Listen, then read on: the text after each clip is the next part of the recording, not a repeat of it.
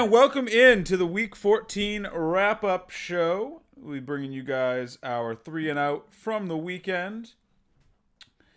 And this was a interesting weekend. Start of the fantasy playoffs, and it did not disappoint. I'll say that much. I'm your host, Ian Power, joined as always by Matt Vitale and Frankie Santiago. And I didn't mention the last episode, but our new theme music as well. Yes, and our new theme music. If you listen to it and you're like, wow, that's pretty funky, that's cool stuff, go check out the link in the description. It's by a friend of the show named Mario. He designed it for us. The link to his page is down there. It's down there. In addition to his link, also, if you're perusing the old YouTube page for us, make sure to slap that subscribe button, hit the notification bell, follow us on socials, because following us or subscribing to us is free, and it helps us get more exposure, which is the best way that we can grow the show right now. And if we can grow the show, that means that we can get it into a spot where we can give you guys even more fantasy football advice and news and strategies and tips next season. Yeah, you guys don't need to flood our DMs. We can actually put out some kind of newsletter or something, or Newsletter for what? I don't know, articles about fantasy football stuff. Oh, I thought you meant for when it was starting back up. I was like, what are we sending postcards to our viewers? Oh no, we're sending letters. Dear sir or madam, I mean, you watched our show last season. Well, we're starting back up soon. No, we do we do our draft strategy videos, but some people can't sit down and watch an hour of us. Yes. Yeah, so we send them telegrams. Yeah, exactly. Send them an email. They click on their email. Oh, cool. There's some draft stuff in there. The Germans have taken the Eastern Front. And all they do is take Derrick Henry at the 3rd overall pick. But no, in all seriousness, guys, it does help us out, get more exposure. And, yeah. Those social links up there as well. Yes, but and that is a good point. It's that is something that we can start doing more of if we're able to grow the channel. Is not only doing podcasting but also putting out blurbs or articles for our viewers as well. Let's do a little bit of news before we dive into the 3 and out for today. First one it just looks like it was a San Diego LA Chargers news dump. Apparently everyone didn't practice today. Hunter Henry, Mike Williams, Keenan Allen, Austin Eckler, hip, back, hamstring, quad, in that order. All DNPs. These were all estimated DNPs because they didn't actually hold a practice day, but if they had, this is what they would have been. I'm assuming this is just like a rest designation. They're all sort of dealing with their own lingering issues. Unless we hear otherwise, I'm expecting them all to suit up this weekend. So, no real worry there. There is real worry on these next two, though. Raheem Mostert and Deebo Samuel, two players who cannot stay healthy for the life of them. Raheem Mostert, ankle, undergoing further MRIs, something you never want to hear. And then Deebo Samuel is going to, quote, be out a while. So for the fantasy playoffs, probably. Yes. As far as I understand it, in week 15, be out a while means see you next year. So, yeah, he's donezo. Which sucks because he's a really good player, but he just cannot stay. Is it time where we just kind of give up on Raheem Mostert and Deebo Samuel? I mean, they are rivaling the Eagles' skill position players at their ability to not stay on the field at this point. If there was a year where before the year had started, if there was a year where I could have said, you know what, this is going to be Raheem Mostert's year. He showed out in the playoffs last year. They're going to give him the work he wants, and they would have if he could have stayed healthy. Deebo just looked great, and coming into the year, we were like, oh, Deebo's the clear number one on that team. But Deebo's also had health issues. This isn't a new thing for him this year. Yeah, it's kind of. I mean, I think it's sad at this point that we're kind of seeing them fall, like you said, into that Eagles camp where it's like no one who's good can stay healthy. Yeah, I mean they're both very talented players, but this is gonna be a tough one. I feel like going into next season, it's like where are we gonna be ranking these 49ers skill position players? Where it's like Kittle's also had his fair share of staying on the field issues, another hyper talented guy. It's like how can we really recommend taking these guys in the first 6 or 7 rounds? When they bring the expectation they're going to miss at least half the season. Unless the Vitale, go. Yeah, just in short, for me, I think Mostert, this could be just the death knell for his career. Like, he's probably going to get a backup job somewhere. But I think Debo, they put enough draft capital in this kid. He's shown out. I feel like his injuries seem a little more fluky just from an eye test. I think there's a chance, like I said, we've seen players over and over again where they start off coming into the league, their body's not like pro level yet. Think Giannis Antetokounmpo, how he came in as a string bean for NBA fans out there. Yeah. Like, he could just come in and need to get his NFL body ready, and then he'll start playing. Like, Adrian Peterson's a guy who's plagued with injuries his first 2 years, and then started becoming the guy we know he is today. So that's kind of, I think there's hope for Debo. I have plenty of hope for Kittle. They've invested in him. Mostert, if you've got him in Dynasty, ship him if you can.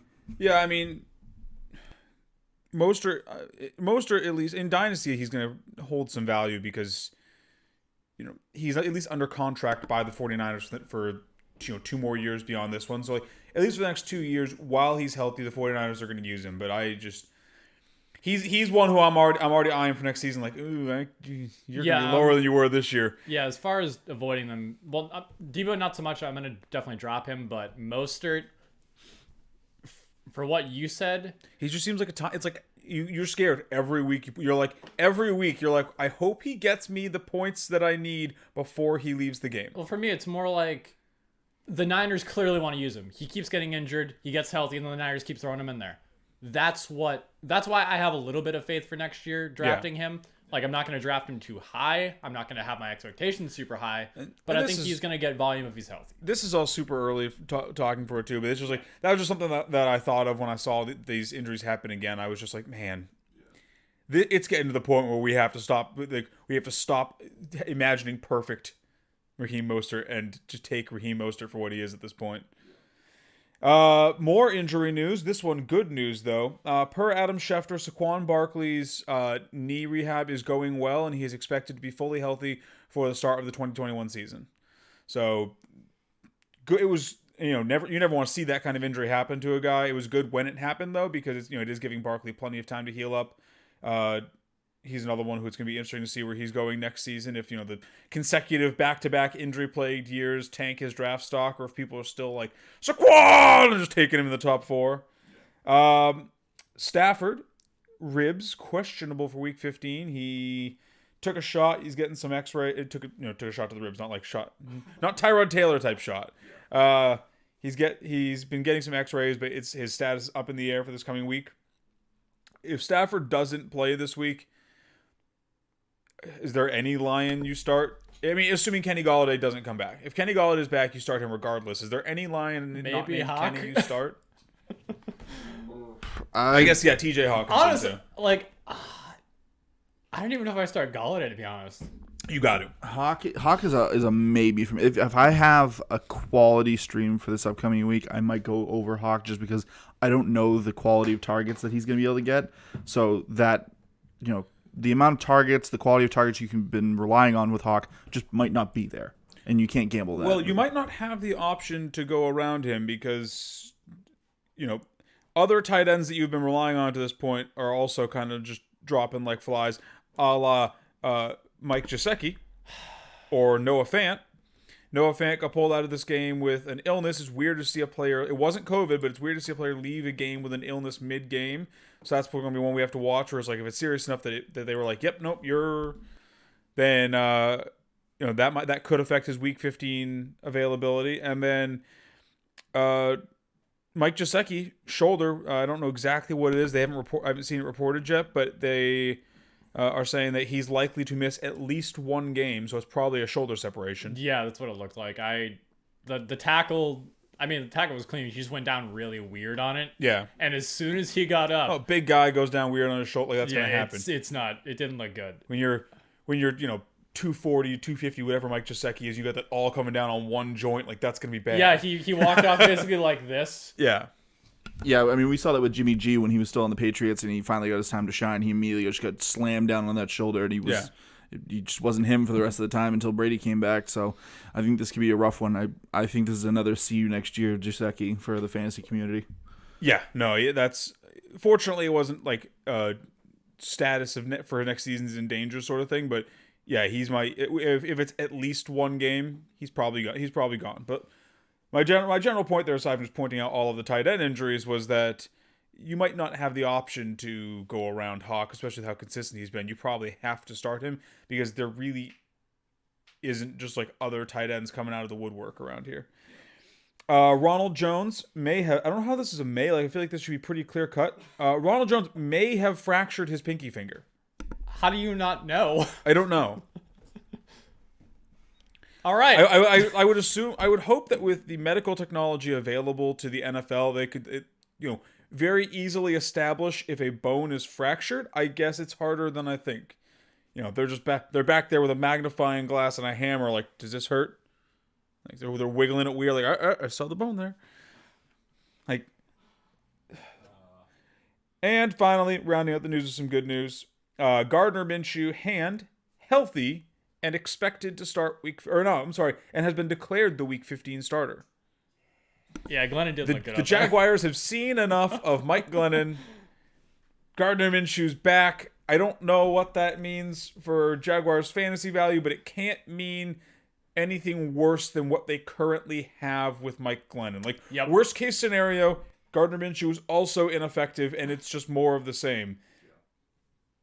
But, we've seen him ball out before. Hopefully the issues he was having earlier in the season were just the fact that his hand was exploded and now it's healed and he's good to go. And then David Johnson is expected to come off the COVID list this week. So, I mean, the Texans are dead last in the league in rushing yards per game. So, whoop-de-doo, Basil. What does it all mean? But, if he's on your bench, maybe you can at least plug him in there for a flex start or something. Who knows? All right, let's dive into the meat and potatoes of this show today. 3 and out time. Frankie, take us away. The king has returned for his time of year. In 2018. Now, is he really a king if he only gets 2 months? It's like, you're king for 2 months of the year. The rest of the time, go back in your cage. Well, I mean, this season he's pretty much balled out. He's definitely going to probably be the rushing leader again. In 2018, weeks 14 through 16, 492 total yards, 164 yards a game, 7 touchdowns. 2019, 400 rushing yards, 133 a game, 5 touchdowns. Needless to say, this is when Derrick Henry, pops off. We saw it the other day, 215 and 2 TDs against Jacksonville. Yeah, it's looking to be on pace for that with matchups against Detroit and Green Bay to end the year. 2 teams which I know you guys are no stranger to, their rushing blocking ability. But I don't. Great words. I don't think he's going to see any problems.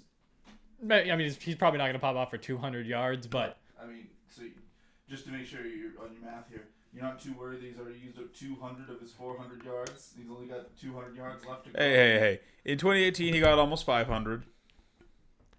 I mean, I can't say enough about how much of a problem Derrick Henry is for defenses. He went against Belichick last year, and Belichick didn't even know what to do with him. It's incredibly hard to contain a guy that's that fast and that strong for 4 quarters of football, especially this late in the season when defenses have been having to do it all year. Like, if you're a tired Detroit defense in Week 15 and you have Derrick Henry running at you, I will say, you just get out of it. You've got a long career ahead of you. You just get out of that man's way. I will say, as an aside to this take, it's like tackling a freight train. Ryan Tannehill this year has been a surprise to me, and I did not expect him to be playing as well as he has been. So I think part of this as well is attributed to him and how well him, AJ Brown, the rest of this Titans team have looked. On to my next point. If you are relying on Patrick Mahomes in the playoffs, you are in a pretty good spot. I mean, just watching him play football is so fun. I was watching the Dolphins game. They were down 10. Took a 15-minute break. Come back, they're up 20. He was on a historic pace for touchdowns and interceptions, which shows how efficient he is with the football, even against these tough defenses like the Dolphins, like your Patriots. I mean, his floor is just there's been one game this year where he hasn't scored 20 points. Yeah. He threw 3 picks against the Dolphins yesterday, still met that floor. Because that offense just moves so well, and how fast paced it's like. We saw them in the Super Bowl. It speaks to how good of a coach Andy Reid is and how good of a quarterback Patrick Mahomes is. And he knows how to use all of his weapons too. That's the most. I mean, we saw Travis Kelce again, first tight end to have 5,000-yard seasons. Tyreek Hill is just a freak of nature. The Chiefs are a great example of what happens when you put weapons around your quarterback. Looking at you, Packers. Don't get me started on Aaron Rodgers. But no, I'm saying that even in tough matchups, I mean, Mahomes is a lot. I was talking to somebody today, and they were like, "Oh, I don't know. Mahomes has a tough matchup. Do I set him?" No, you don't, because he has such a safe floor. In a game where he threw 3 picks, he threw for 400 yards and 3 touchdowns. I'll be talking a little bit about it in my point, but yeah, just an early spoiler: like, don't sit your studs. And then for a less talented quarterback, moving on to my last point. In a year where the NFC East is a normal, the normal trash pile that it is, and even more so this year. Trash. Looking at you, Eagles, and Cowboys with Dak's injury. Just everyone. Throwing their freshman out there to the vaunted New Orleans defense looked like a leading lamb to slaughter, to put it proverbially. At least Greg Williams isn't on the team anymore, so you know that he's going to escape with all of his limbs attached. I almost expected Bountygate throwback. Like the way the Eagles' offensive line looked, I kind of expected Hurts to leave on a stretcher. I mean, then probably Wentz as well, but Wentz just comes into the game with a stretcher ready. He's like, I might need this. Keep it warm for me. No, I mean this was the first time in 55 games the Saints have let up 100 yards rushing, and it was to one of those players was Jalen Hurts. There was another player as well, which Ian will get into later. But I mean, it kind of looked like Tua a little bit when he was getting his first starts in.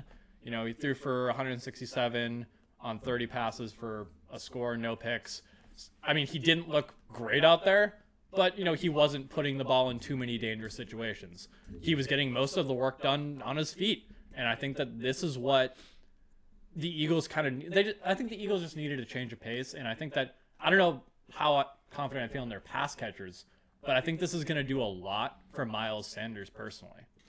Yeah, not to just jump on what you. That's why as the week was wrapping up and Miles was talking about how much fun he was having running the read option, like it kind of just jarred my mind for a second. I was like, they're running a whole different offense. Yeah, this is the whole they're not the Saints don't have film on this kid or how they're gonna run with this kid. Like this is just this is a good advantage to take if you were playing DFS. I felt like these two guys were someone you should key in on for just a contrarian play. I think they can do this for the rest of the season. This is almost akin to Kaepernick when he came out and people weren't ready for that read option either. He tore defenses apart and made it all the way to the Super Bowl. So I'm not saying that's what the Eagles are doing. Yeah. I mean, technically they have a chance because anyone can come out of this league, that division. But no, I'm excited to see what this looks like. And like I said, it was a great showing for the rookie. Yeah, Sanders talked about it after the game and said that Hurts being back there and his running ability opened up lanes for him because you have to respect what Hurts can do as a runner. So it's definitely good for the Eagles offense, especially with the fact that they just did not have pieces that could make it work before. Carson Wentz just didn't look like, maybe he just doesn't fit the system. I don't know. Yeah, but I don't know what it is, but I mean, like I said, I don't know what this means for Eagles pass catchers, but I think as Hurts gets more comfortable, sure. I think they're gonna look better than they have. He's no Justin Herbert or Joe Burrow, but he looks good enough. Yeah. I'll jump in from there and just go right into Miles Sanders' take. Miles Sanders, to be fair, has been disappointing at best this season. Between injuries and lack of on-the-field production based on where you drafted him, he's been flat out inconsistent for managers. But if you watched him yesterday, you wouldn't really know that. He looked awesome yesterday. He was running like a man on fire. He logged his first great game since week 9. In that stretch, he's only had one game where he even flirted with 100 yards. All the rest of them have been mediocre to bad. And a lot of that, to be fair, isn't really his fault. He wasn't getting the work that you expect a workhorse back to get in that time. It's hard to get the work in if you aren't, being let to get into a rhythm. Yeah, it's hard to, work as a running back when you have no passing attack because all your receivers are hurt. Yeah. Yes, that as well. As you said, also, he did help the Saints lose their 55 game record of not allowing a 100-yard rusher. So he basically he helped break history. The Saints had a historic stretch going there. I think it was Perrine was the last person in 2017. Sam J.P. Ryan? Yeah. Yes. Yeah, last person to do that. Yeah, so it had been 55 games before tomorrow in which no one had rushed for 100 yards against the Saints. I'm not saying that what we saw out of Miles Sanders yesterday is going to continue. There's a chance it does because he gets Arizona and Dallas, his final two defenses. Neither of them are particularly tough, although Arizona has been decent against the run. But it's at least a step in the right direction. It's nice for fantasy managers who've been holding on to him at this point to see, in the first week of the playoffs, he goes out there, he helps get you a win, and he does have a at least nice week 16 to set you up if you can make it to the championship. I think the biggest thing you're hoping for here is that this, showing out from, because he did only get, I think, 15 carries in this game. So he's still not getting the touches that you need. I think the biggest thing you hope for if you're a Sanders manager from this game is that Doug realizes what he's got and starts using him more to try and help build on that strong performance, get some confidence into him, get some confidence into the offense, and try and make a run. Because Miles Sanders easily their best offensive weapon at this point. They need to utilize him like it. Yeah, I want to feel like that this game might be a statement that Doug can see that he doesn't have to be skittish with Miles, because I think that was the big thing is he got hurt, he came back, he probably was not 100%, and then Doug was like, I have to go back to running back by committee, because we saw at the beginning, as soon as Miles came in, he was the guy. Yeah. He was the guy who's getting all the touches, exactly what Doug said he was going to do in the offseason, he did it. Yes. And then injuries happened and he balked. Now he shows out, and we might have Miles Sanders back to what he was supposed to be pre-draft. Sure. I mean, like Frankie was saying, with the division in their grasp, so to speak, they kind of need to use Miles Sanders and chase that number one slot, because they're definitely not making the playoffs without it. It's like division or top 10 pick, like those are their choices. Yeah, they're only 2 games out of first. Right. It's like they hypothetically could still take the division here. And if Hurts keeps playing well and they use Miles Sanders to the fullest of his ability, they could make it there.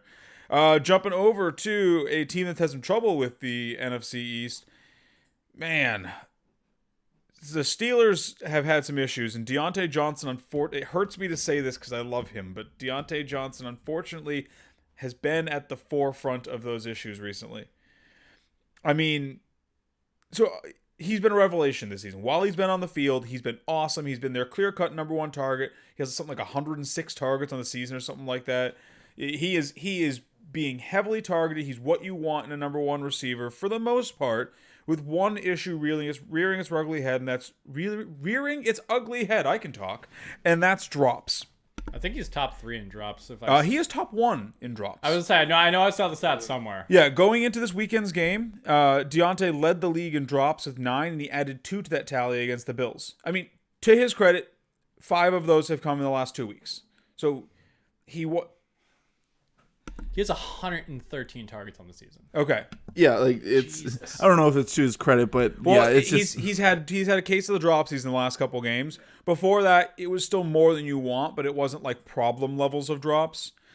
I'm hoping that that this can be solved for him and he can get over the hump, because he's clearly a very talented receiver. His drops have cost Pittsburgh potentially 2 wins in these past couple weeks because they are ill-timed drops. They were drive-ending drops against Washington. They were drive-ending drops against Buffalo. Specifically this past week, they both came on critical third downs in the first half, and he got benched for a half because of it. Yeah, I mean, like it's what we said about Deontay. It's when he's on the field, he's electric. Yeah, he's amazing. But before it was just little ticky-tack injuries. Now it's drops. It's like he has to find a way to sit on the bench every other game or something like that. It's bad for his juju. Because he's clearly still their best playmaker when the ball is in his hands. It's just actually getting it into his hands is becoming an issue right now. I really hope that this is just a blip on the radar and it's something that we're all laughing about 4 years down the road when he's their new Antonio Brown. But it's something we're gonna have to monitor because yeah. The adage is the last 6 games of the season tell you what they're gonna do next year. If Deontay's usage starts going down and he keeps having drops, he could end up being a trap card and ultimately a forgettable wide receiver instead of the budding superstar we all think he is because he can't hold on to the ball. Also, to speak to what Vitalis said, I think it would be good for his juju because then Juju would get more targets. His own personal juju, but no, which the last thing is it's the other thing with this is he could really slip down draft boards because this was week 1 of the playoffs. Him just you watching James Washington take that touchdown, was probably going his way. Yeah. If he wasn't benched, you could be sitting there just be like, nope, I'm out. Juju did it to me last year. Now he's doing it to me this year. I'm out on Steelers receivers, and he'll just fall down draft boards and be a steal again. And then sticking with Steelers, another and honestly I think bigger issue than Deontay having a case of the dropsies. What happened to this vaunted Steelers run game? So I mentioned earlier in the show that the Texans are the worst running offense in the league, averaging, I believe it was 88 yards a game. The Steelers are barely ahead of them. The Steelers are the 31st ranked rushing offense this season at 89.1 yards per game. Told you guys not to trust James Conner. What is going on over there? Can they, this past week, against a very exploitable run defense, Buffalo, 17th worst against the run in football. They only managed 47 yards. Benny Snell was their best running back. He was the only one that got more than 4 yards a carry. The week before that, against the Washington football team, the lowly Washington football team, they don't even have a name, they got 21 yards against them. To be fair, this Washington football team has been balling out. I don't care. It's the 11-0 Pittsburgh Steelers against the losing record Washington football team, and they can't get more than 21 yards on the ground? And everyone wonders why this team, is losing these last 2 games. These last 2 games have been terrible for their, well below their average, which is already low. You can't win games without balance unless you're Aaron Rodgers or Pat Mahomes. Big Ben at this point in his career isn't either of those. He's never been either of those. They need to have balance on that team. The defense is great. They have plenty of awesome pass catching options on that team. Even if Ebron and Deontay Johnson both are vying for the league lead drops, but they still have a great passing offense, a world beater defense, and then their run game is it's showing up to games like the kid who forgot to do his homework, they're trying to copy it off the clipboard, as the game's going on, oh shit, the teacher just passed it in like it is, and they're missing 11 questions, it's pathetic. I still believe they were a very good football team, and I still think they have a chance to win it all. But to do that, they have to figure out this run game at least to get it to a passable point. If they keep having under 50 yards a game, they're just gonna lose. Yeah, teams just gonna rush minimum, drop back, cover their pass catchers, and dare them to beat them through the air. Yeah, if they play the Titans, it's gonna because they're pretty. The Titans aren't as good as them on the ground, but they're both explodable through the air. Yeah. If it's James Conner right now going up against Derrick Henry, the Titans are probably going to win that game just off of Derrick Henry. Because Derrick Henry can go against these good defenses and still be effective. But James Conner can't do it against the Bills. Yeah, ideally the Steelers should be winning that game because the Steelers are the better passing attack and they're the better defense. But I can't in good faith say that the Steelers can just, outright beat any other good team when their running attack is literally a 0. Yeah, I think the one positive I take out of this, I liked Connor. I was, vying in on his comeback, and I was hoping he was going to break out this season, but it's just not there, and he's not someone they spent too highly on. So I think the upside is we might see a first round or high second round running back go to this team, and if a talented kid comes out of college and they draft right, which they usually do for some reason, linebackers and offensive weapons, they just have a nose for it. And you could see a dynamic player get on that team. That's the one thing I'm looking forward to. I don't think they're going to solve this issue this year because unless, maybe Connor figures it out for the last few games. But this is when people are playing their best football, and this is the effort you're getting, or this is the production you're getting out of Connor and Snell. It's not enough. This 11-0 team is the Packers from last year. They're a shell. They're a Trojan horse. They're going to probably get a bye just because they can win enough games and coast into one. And then they're going to get just exposed after their bye week. one thing that could be working for the Steelers in 2021. This is a pretty good running back free agent class. I don't put it, if that's the piece the Steelers are missing, I wouldn't put it past them to just go out there and sign an Alvin Kamara or a Dalvin Cook, and and really just stitch that team together. And good God, could you picture Dalvin Cook on this team? Le'Veon Bell's a free agent after the season too. If Dalvin gets on this team, it's Le'Veon Bell who? Yeah, I know, but. Marlon Mack's available. Even Marlon Mack's a very good running back. Like there are plenty of running backs. Even if you don't want to go with a top of the market running back like Kamara or Cook, that could come onto this team and immediately help them at the running back position. I wouldn't be surprised if they go that route. Aaron Jones, also a free agent this offseason. Ooh, the free Aaron Jones train. Yeah, there's definitely some interesting names coming up. So If this continues to the playoffs and ends up costing them, a chance this year, I would not be shocked at all if the Steelers, because all of their wide receivers are on affordable contracts right now, pretty much. I would not be surprised at all if they just go out and spend some money on a running back and try and make this a more complete offense. Vitali, take us away. What are your 3 points? Okay. Frankie, you were talking about the King is back. Well, yes, the King is back. Gardner Minshew made his vaunted return. Man, you've been waiting all season to say this. All season. Since week 7. And the funny thing was, I was looking back at his stats, how he's playing, what I can predict them to do in the future. Mm-hmm. Like, they do have some tough matchups coming up. But the eerie thing about it is how almost identical his performance was coming back from when he last played. His last stat line, 73, 2 touchdowns, 21 rush yards. This game he came back, 178 passing yards, 1 touchdown, 22 rushing yards. Like, it was just weird. I'm like, I'm going to take that as an omen of good things to come. A sign. Like I said, an omen's usually bad. Well, you know what? It's bad for everyone else because he's back. I love him on the field. He's a great personality for this league, and I want him to get a full chance to either show the team that he deserves a spot to be their quarterback, or show the Jags that they don't need to waste a high pick because I don't think they're getting. I don't think they're getting the number 1 overall pick this year. They won a couple too many games, and the Jets are the Jets this year. So, He has more tools out there. He has a better he's in sync with this offense. He knows how to run it. DJ Chark should come back to being able to produce for you if you're still there, and he's a weapon that you might need to rely on for next week. If you were hoping on Galladay to come back and he's not there, Chark might be the cheap guy you got, who can come in and put some production up there. Also, it's just another quarterback that I'll at least take a look at. Granted, he's playing Baltimore next week, but more quarterbacks is always better, especially with how it's been drying up, and Big Ben's been not himself this year. Like I said, this is more of just a personal one for me. He wouldn't do anything too flashy, but man, I am glad he's back, and Glennon can go back to being no one.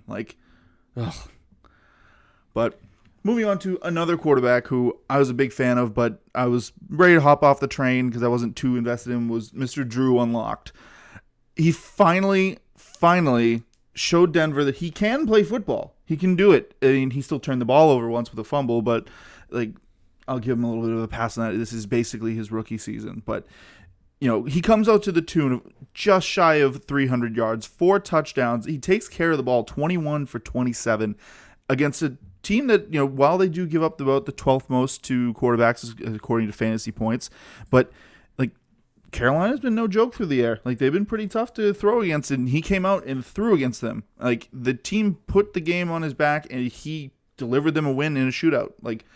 I didn't give Denver a shake in this game against, Carolina, even without CMC. And like I said, he came out and he won. So I gotta respect the kid, and I hope we get more of this because I don't know. Like I said, I think I put it more in the no column.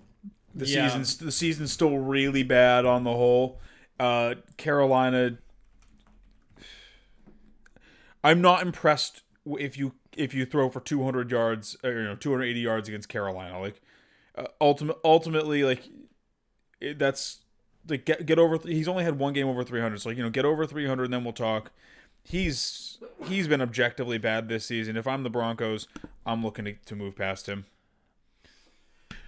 That's fine. You can be the negative one here. He's a guy I like. I'm also negative. Yeah, it's fine. It is fine. I persevere through adversity. So I'm just gonna keep on. Cousin? Yeah, I'm his cousin.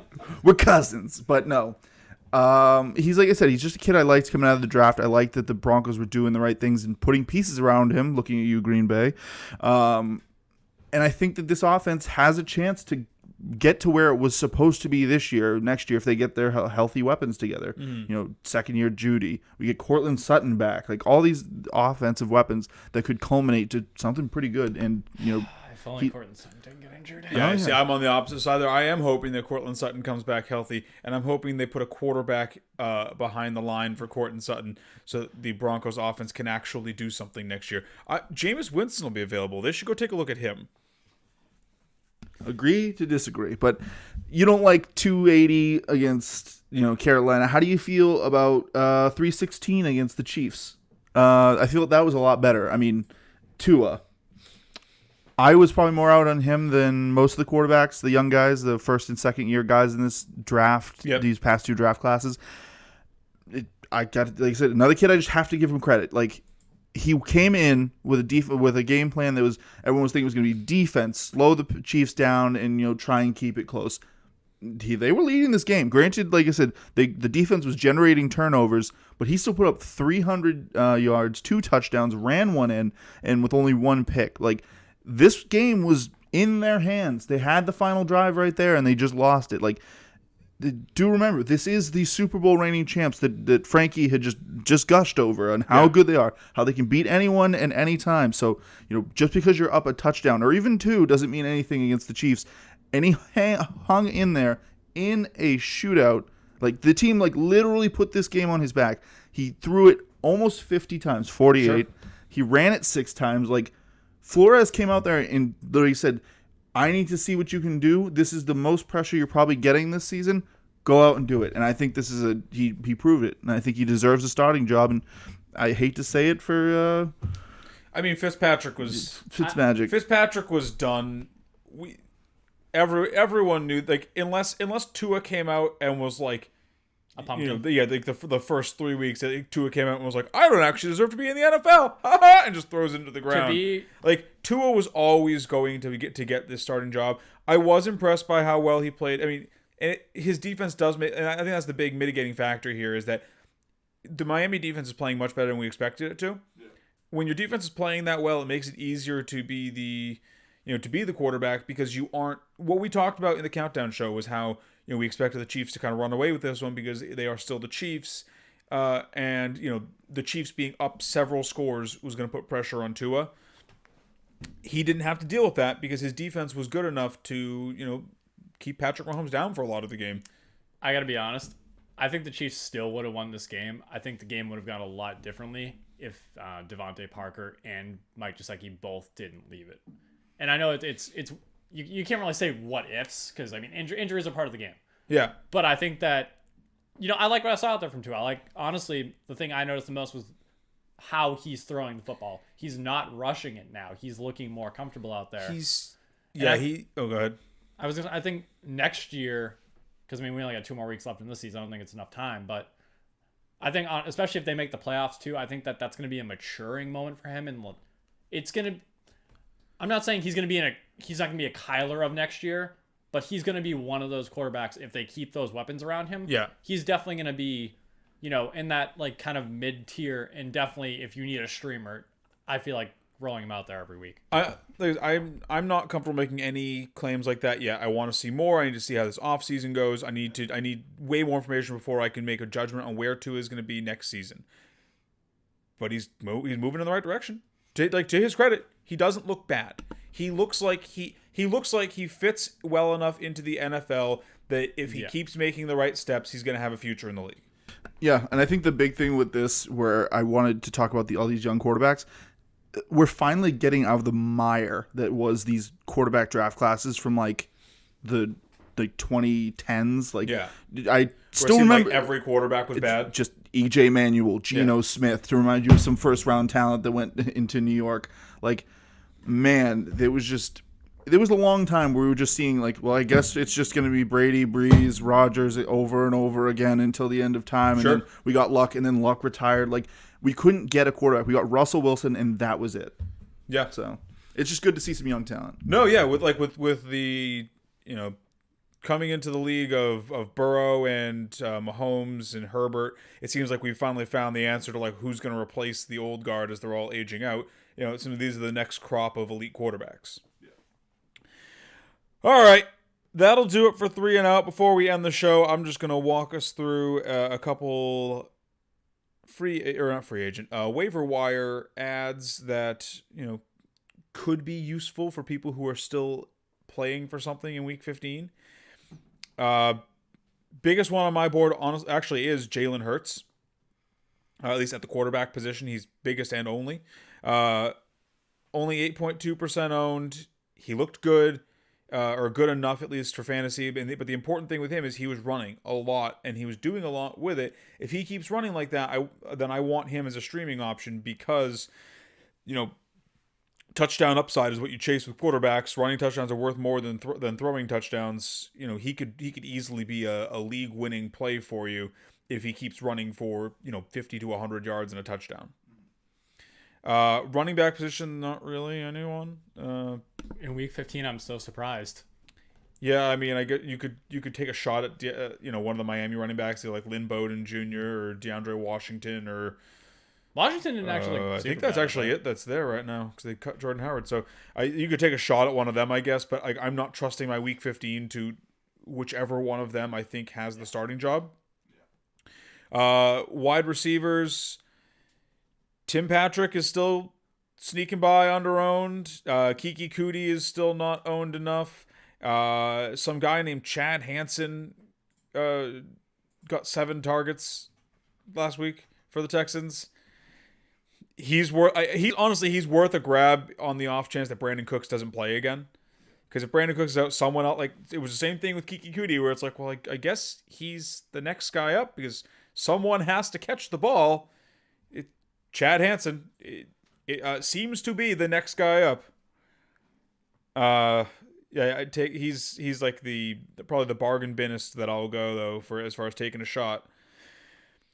And then rounding it out, we're just going to do our weekly reminder of pick up Logan Thomas. Pick up Logan Thomas. Start Logan Thomas. Is there anyone that I didn't mention that you guys want to bring up? No, I mean it's Week 15. The wire's vacant. Yeah, I was only thinking just because you mentioned the guy who got targets, I was like, Laviska Shenault, he got 11 targets. Like, even I, a truther of the Jags and Laviska early in the season, not in Week 15. Many rookies had great seasons, and Laviska wasn't one of them. And I think we can officially put the pin in that one at this point, and call it maybe a better luck next year. All right, well that'll do it for the Week 15 waiver show as well as the wrap up for Week 14. Join us later this week as we bring you guys the Week 15 countdown show, and hopefully you guys don't get Monday Nightmare tonight as, Lamar Jackson and Nick Chubb are both doing Lamar Jackson and Nick Chubb things. Hopefully Vitalik gets Monday Nightmare tonight. Adios.